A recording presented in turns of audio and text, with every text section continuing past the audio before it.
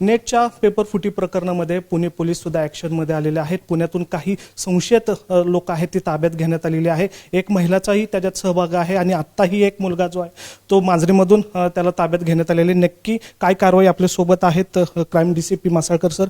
नेमकी सर आपण काय कारवाई करतोय आणि CBIला पण हँडओव्हर करतोय? काल आम्हाला CBI कडून एका आरोपीबाबतची माहिती प्राप्त झाली होती आणि त्या अनुषंगाने आम्ही त्याचा शोध घेत असतानाच आणखी काही डेव्हलपमेंट झाल्या.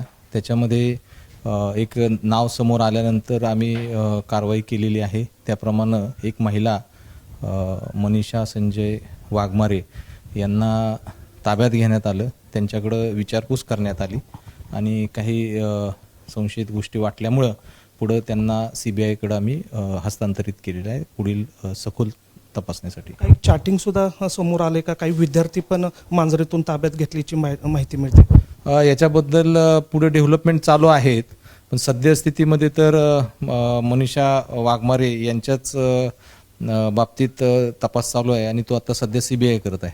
आता आपण एकूण पुण्यातून किती जणांना ताब्यात घेतलेले? आपल्याकडून एक महिला जी आता आपल्याला नाव सांगितलेलं आहे तिला ताब्यात घेऊन आता पुढील तपासासाठी CBI कडे आपण पाठवलेलं आहे. नक्कीच या ठिकाणी आपण पाहतोय की जवळपास या पेपर फुटी प्रकरणात 6 जणांना पोलिसांनी ताब्यात घेतलेला आहे. आणखीन काही आरोपी जे आहेत त्यांचा शोध जो आहे तो पुणे पोलिसांनी CBI कडे करून केला जातो. व्हिडिओ जर्नलिस्ट विकी कांबळेसह निलेश करमारे, झी मीडिया, पुणे.